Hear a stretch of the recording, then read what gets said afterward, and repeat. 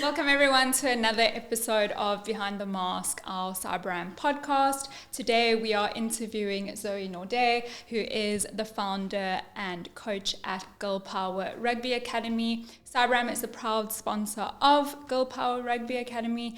So today we're just going to be hearing a little bit more from Zoe and her experience and how Cyberram has been a part of that and how other companies can get involved too. So Zoe, thank you so much for joining us today. Thank you so much. Great to have you. Do you want to give us a little bit of an introduction? Tell us a little bit more about yourself and we can go from there.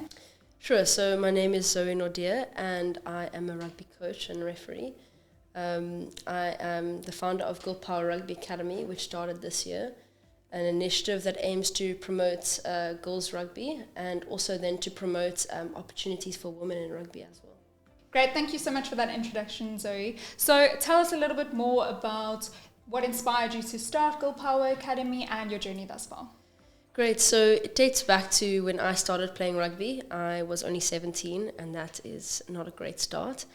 I used to play touch rugby and then I moved on to contact rugby through a teacher actually putting my name forward through to contact rugby Western Province trials. So I'd never played before and here I was going to Western Province trials, tackling the first ever person in this game, in this trial game. And luckily I made the team and then further on made the SA side as well.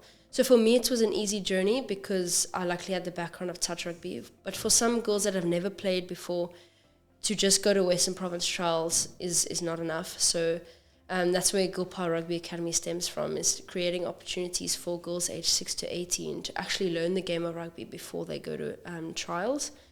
And also just if they want to figure out if they actually don't want to be players, they want to become referees, we have a pathway for them to become the best female referee that they can be.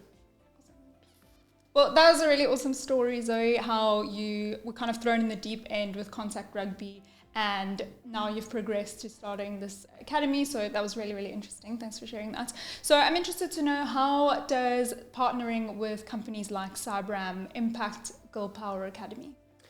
So of course everything needs money and funding. So in order for us to give the girls the best opportunity possible, we need people and companies to invest in our idea. So for instance, like Cyberram, we were able to get kit. You know, in order for us to play, we needed kit. And it was really awesome and it came at the perfect time because we started growing as an academy and more girls were interested. So being able to give them the specialized kit that says, you know, all the different names on it was a special moment for us because it meant that, you know, we were being taken seriously and that people were actually noticing that our vision that we had was important.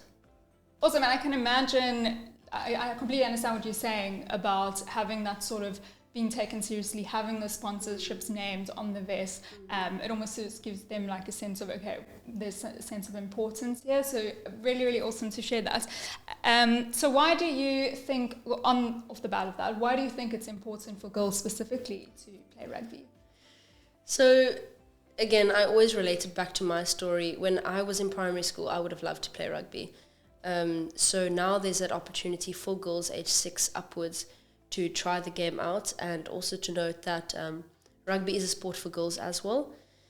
And also from what I've seen and the coaching experience that I've had is that the confidence that these players grow, you know, some of them are going from being, you know, not happy in their bodies and not happy just in themselves. And at rugby, it's a game for all players, you know, if you're tall, short, you know, whatever age you are.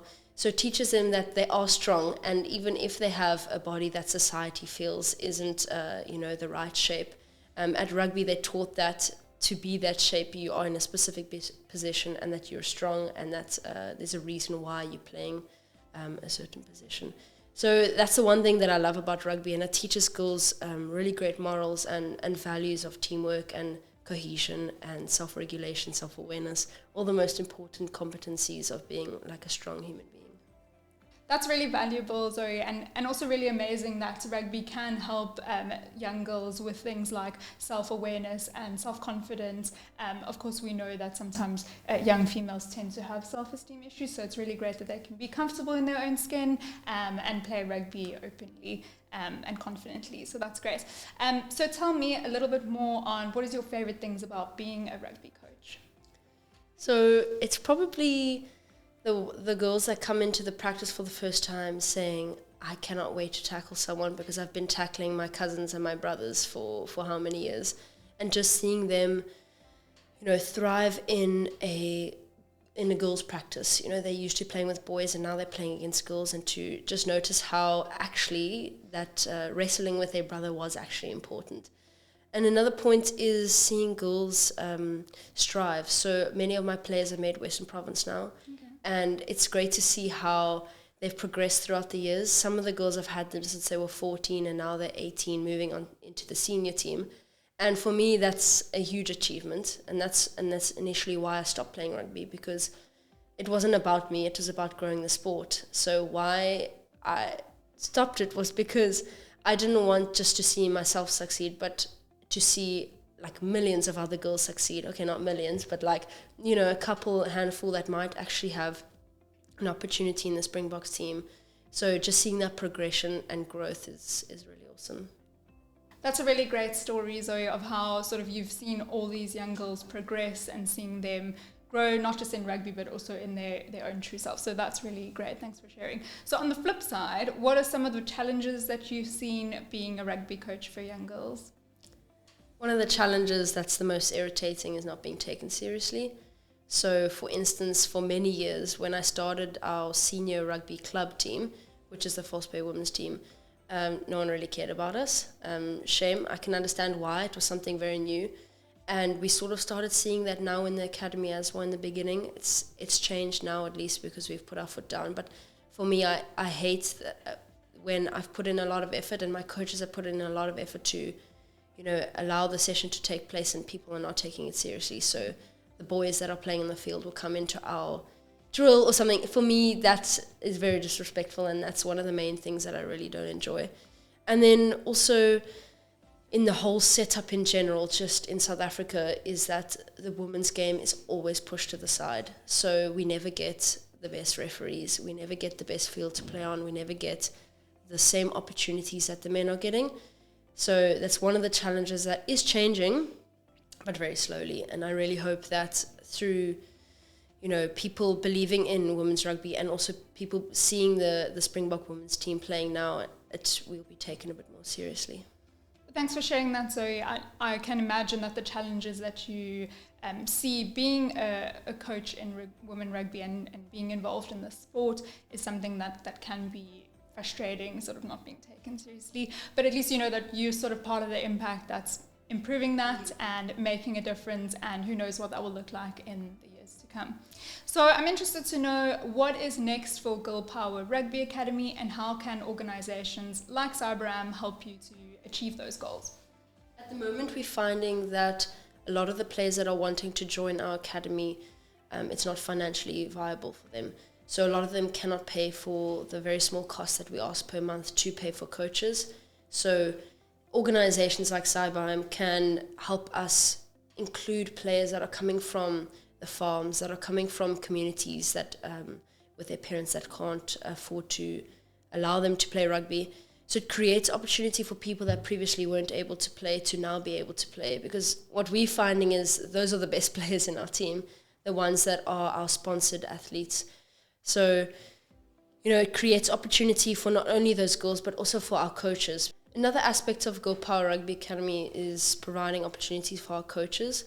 So being able to pay them a good enough amount to get them to the practices and then also to upskill themselves. Organizations can also help us send them to courses to, allow them to grow as coaches. So, for instance, something that we really want to invest in is first aid courses and then also their coaching levels. This can help them eventually become provincial coaches, Springbok coaches. So it's not only just about our players, but also about our coaches.